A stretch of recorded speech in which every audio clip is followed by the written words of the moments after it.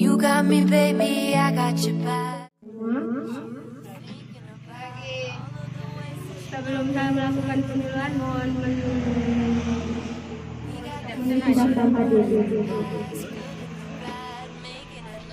We are what I want and I want what I already got. When you come through the room, I know that you know if you fall, I will be there. Let's light up. Saya sambil menunggu hadir. Pertama-tama saya akan memperkenalkan diri terlebih dahulu. Perkenalkan, nama saya Lucia Duazira, mahasiswa keperawatan Universitas Katolik Negara Surabaya. Tujuan saya mengadakan peniluan ini untuk memberikan penjelasan lebih lanjut tentang demam berdarah. Sama itu materinya. Yang pertama, pengertian demam berdarah. Pengertian demam berdarah atau DBD atau yang sering disebut DHF adalah penyakit yang disebabkan oleh virus dengan manifestasi klinis atau gejala yang awal itu seperti demam, nyeri persendian atau otot, sakit kepala, nyeri merah. Yang kedua, penyebab demam berdarah itu adalah virus dari nyamuk Aedes aegypti dengan kelompok B atau yang biasa disebut dengan Anthracovirus virus atau Arbovirus. Nah, di sini saya menjelaskan tentang fase demam berdarah. Fase demam berdarah ada 3. Yang pertama, fase demam.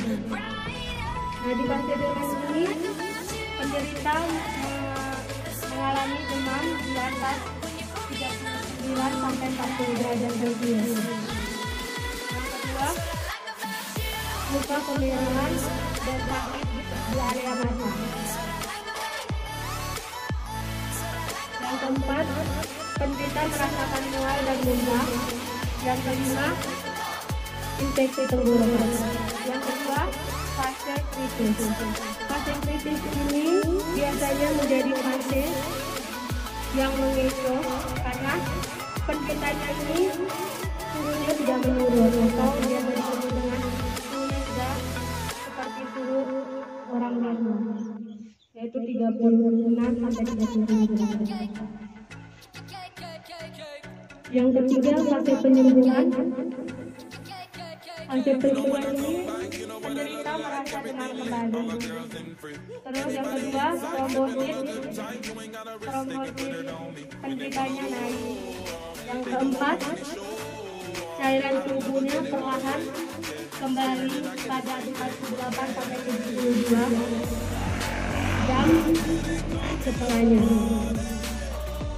Nah, ini gejala demam berdarah. Gejala demam berdarah ada 7. Yang pertama, demam berdarah, demam tinggi.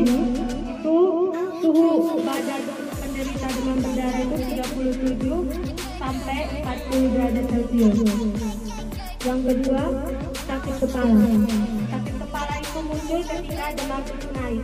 Jadi ketika penderita merasakan demam, maka penderita juga akan merasakan sakit kepala. Yang ketiga, demam tanpa batuk. Di sini tergantung pada kekebalan tubuh manusianya saja. Jika manusia itu tingkat kekebalan tubuhnya menurun, maka penderita hanya mendapatkan demamnya saja tanpa batuk. Tapi kalau penderita demam imun kekebalan tubuhnya naik, maka penderita hanya mendapatkan demam. Yang keempat, sakit perut.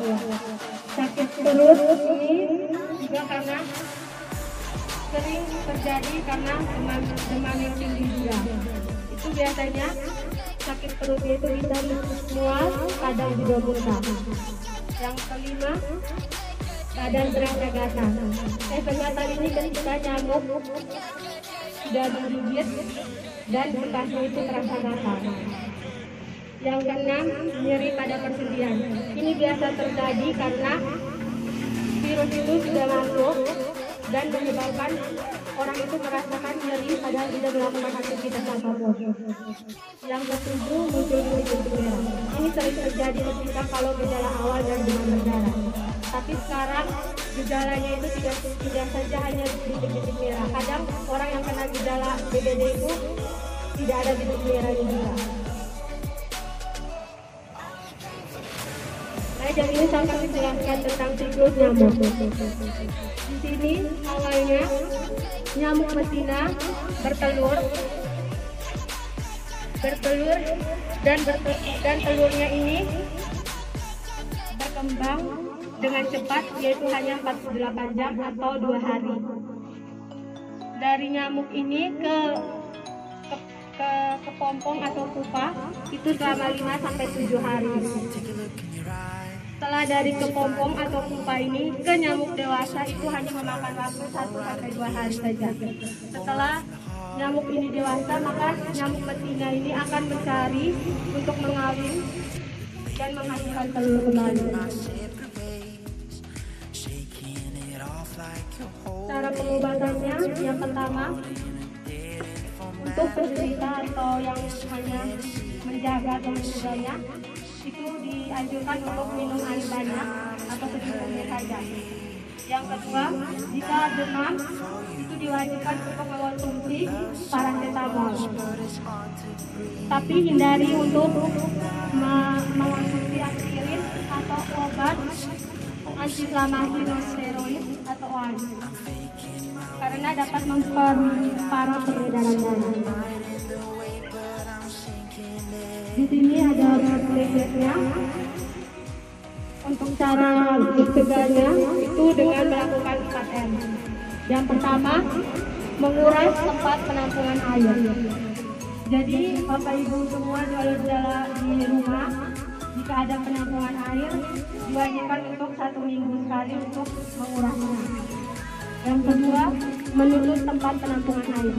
Jika di rumah Bapak Ibu ada tempat penampungan air yang terbuka, mohon ditutup agar tidak menyebabkan terjadinya sarang nyamuk. Yang ketiga, mengubur barang bekas.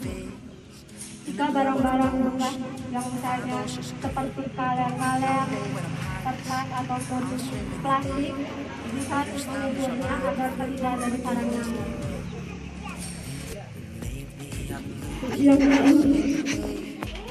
Keempat, memantau semua tempat penampungan air. Jadi setiap hari itu kita memantau untuk mengurasnya, untuk Bapak Ibu menggantung pakaian untuk menghindari untuk memberikan jarak atau sudah pelaksanaan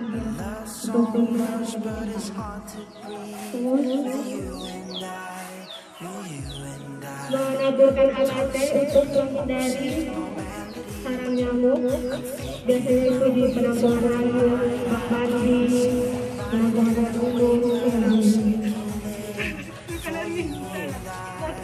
Sampai terakhirnya, apakah ada pertanyaan yang tidak dimengerti?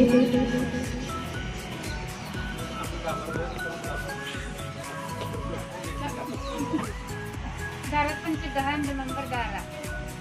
Pencegahan demam. Baik, akan baik.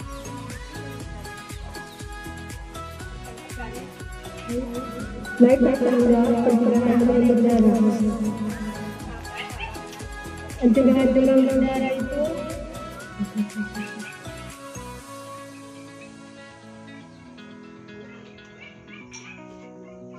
itu dengan 3M, yaitu menguras, menutup, mengubur, dan mengganti penampungan air. Sedikit cara pencegahan itu sekarang dari pemerintah itu dianjurkan supaya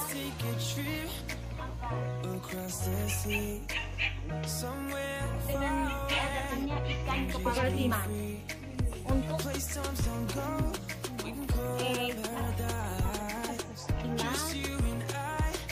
dimasukkan ke bak-bak penampungan air supaya ikan itu memakan jentik-jentik nyamuk.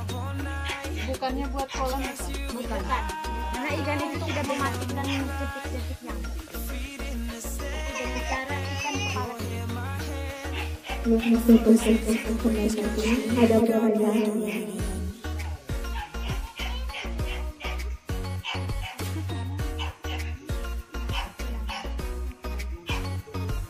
yang kedua lagi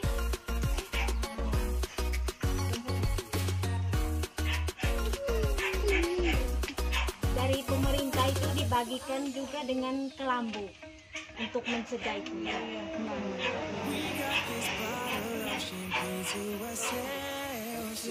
Apakah ada pertanyaan lagi?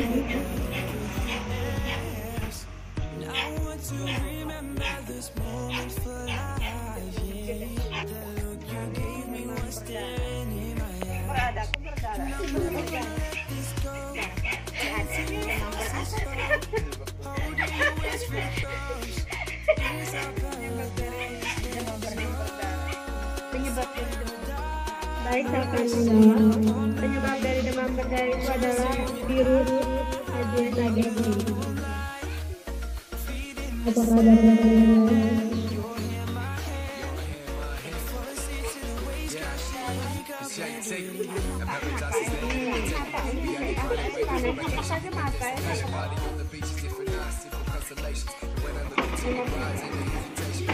Working hard with you, baby, by my side. Got 24 hours in the dark, super open locks. Sleeping by the sands, catching waves in the bed. It's an honor to be with you, baby. You make me understand.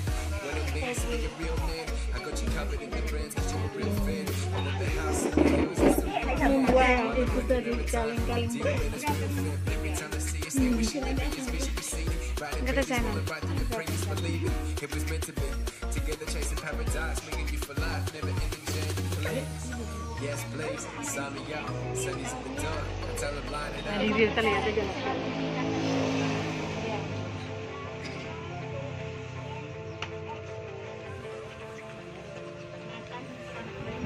sampai menyebabkan kematian.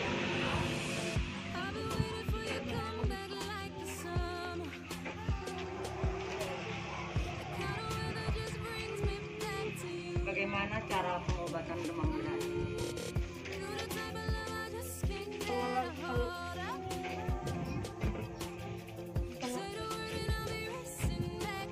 Pengobatan demam berdarah itu yang pertama untuk bagi gejala awalnya itu biasanya dianjurkan untuk mengonsumsi banyak cairan.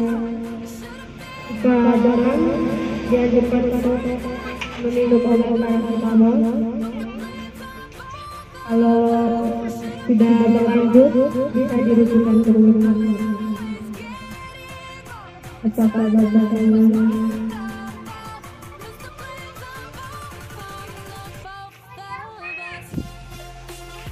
Apakah penyakit demam berdarah itu menular?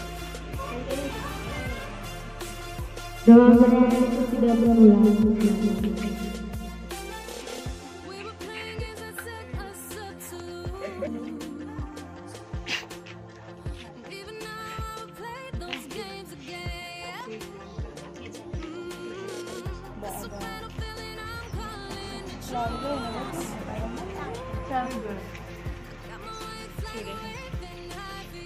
Yang terakhir saya akan membagikan berikut.